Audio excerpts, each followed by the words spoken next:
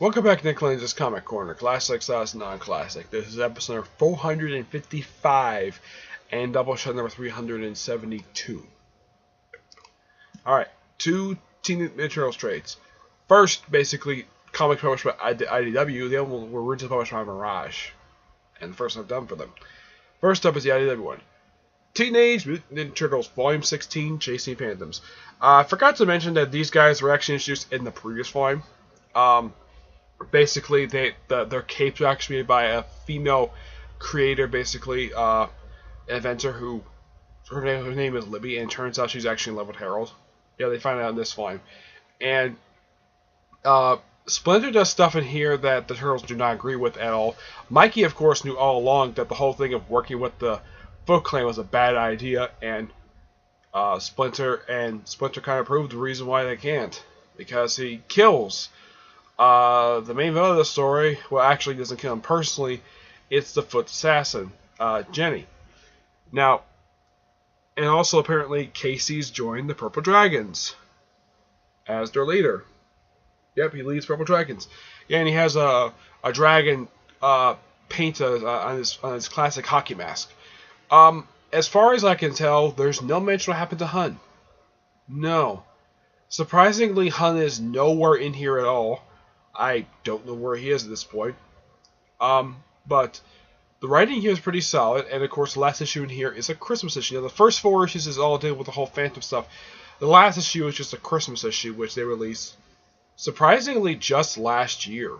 Yeah, they released that issue just last year, and these issues just came out just last year. And this is actually the second most recent trade they released for the IDW version of the Teenage Mutant Ninja Turtles. This is great. I'm going to give this a 9.5 out of 10. Just really, really good. Alright, next up is Eastman and Lair's Tales of Teenage Mutant Ninja Turtles, Volume 8.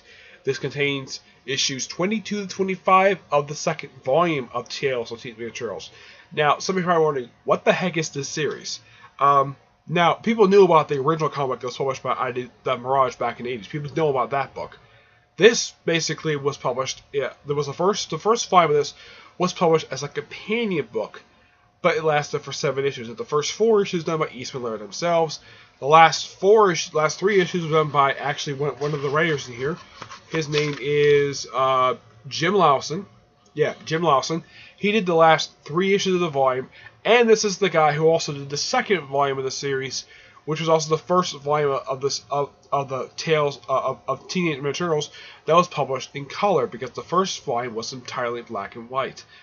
Oh, I gotta talk about this. Some of the black and white issues of the first volume were actually either that were not done by Eastman and Laird. Either some of them were kind of good, it's kind of odd. Some of them were just really, really bad. Like, oh my gosh, like what the heck were they thinking by basically just allowing these stories through? But anyways, second volume. Now, unlike the first volume, which was published in black and white, this one was published entirely in color. Now, yeah, that is the Mirage version of Leatherhead. And he was actually introduced in the first volume of the series, in the last issue. Issue 5 was noteworthy for introducing the character known as the Rat King. Yep. Oh, and you know how anyone watched the 2003 series where he fell down a smokestack and later came back? In the original Mirage comic book, he fell that smokestack and died. And he came back as a hallucination afterwards. But yeah, that is basically Leatherhead. He's kind of like a minor. He was introduced to like a minor villain, like an antagonist team. Basically became an ally. Now, these several tales in here, there's done by Ross May. Peter Laird actually does a story for at least for 4 stories in here. He does Change of Power, Attack of the Replicants, Kung Fu Theater, and My Hero. Sean Murphy, who actually does also more than one story, he does Rock of Ages, which is issue 24. Excuse me. My Hero and The Doors Deception. Yeah. Jim Lawson does the artwork for. He does the breakdown for issue 23. He does the artwork for 2 of the 3 stories for 25. This Kung Fu Theater and Doors of Deception. Now here's kind of the thing. The last story in here, the artwork is very bizarre. I mean, yeah, I get the fact that My Hero, let's see. This one is done by Diego Jordan. Yeah, this artwork is kind of bad. Yeah, I have nothing against this artist, but good God, look at this artwork. It's just so bad. Yeah, well, it's kind of weird they put this thing last. I kind of understand why, because look at this artwork. This is so bad. I mean, wow, it's just so bad. The story itself is fine. It's just that the artwork is just atrociously bad. But lucky enough for the last 3 pages of the story, it looks like normal style artwork that you probably see from most trade. Now Peter Laird doesn't do any of the artwork in here. He only does the writing. Kevin Eastman was the artist normally a lot of the time, and Peter Laird was the writer. Some of the artists in here are Sean Cohen, Dan Berger, Mike Hawthorne, and that's it, because a lot of the time Jim Lawson, basically, him and Sean Murphy Peter Laird are actually a lot of these stories. Yeah. But Sean Murphy basically, actually it's not Sean Murphy, it's Steve Murphy. I think it was Sean Murphy. Yeah. I'll probably think of it in person. Sorry about that. My correction. Steve Murphy. Not Sean Murphy, Steve Murphy. He's the one who does Rock of Ages, Kung Fu Theater, and My Hero. I thought it was Sean Murphy, the guy who does, who's currently doing that series Batman White Knight with, actually, he's one who does the White Knight series from DC. This is a different guy. I thought Murphy, basically, I thought it was Sean Murphy. It was my misreading. But the stories in here are actually really good. It's just that last story's artwork is just so bad. The artwork for the rest of the stories in here are actually really, really good. And it's nice that Letterhead is actually in one of these stories, because this is the series he first showed up in, though it was the last issue of the previous volume, though.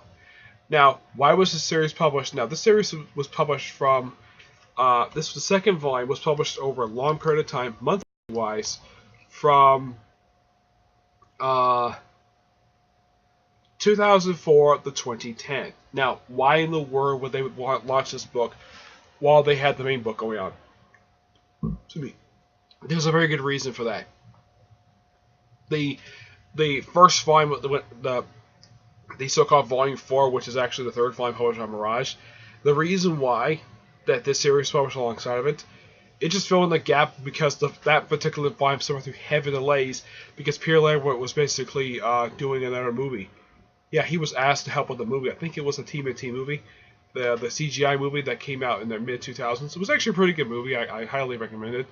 That's probably the reason why. Of course, Peter Laird did help on the writing of this series as well. But yeah, in case you're wondering, is there a counterpart of this series published by IDW? Yes, it's the TMNT Universe series, which is really good. I highly recommend it. This series is good. Now, oddly enough, only 9 volumes of this trade series was released. And of these 9 volumes, they published like the first 30 issues, which, though they published all but 1 issue, by the way. First 29 of the first 31 issues. They skipped 21 for some reason. Yeah, I don't really know why they don't just publish the last 40 issues. I don't know, because the last trade came out for this particular thing this past January. Yeah, this past January. That was the last known official time that the... so basically, it's been about 9 months since Volume 9 came out. Yeah, as far as I know, there is no Volume 10. Yeah, I don't know why the IDW decided to stop publishing this, but I think IDW should continue reprinting this. I mean, they've collected almost the entirety of the first volume of the series, but yeah, for this, they only collect the first 29 of 39 issues. It just makes no sense. But yeah, this is good. I'm going to give this a 9 out of 10. I would give it 9.5 because the stories are good, but I'm taking half a point away because of the My Hero story's terrible artwork. Alright, that's it for this episode. Stay tuned for the next episode, where it's going to be one more IDW trade. It's going to be G.I. Joe. I'm going to tell about the next episode when I get a chance to get to it. And the other one is going to be a DC trade. It's going to be another Rebirth trade to talk about. But I'll talk about that when I get to it, okay? But until then, I will see you there. Bye.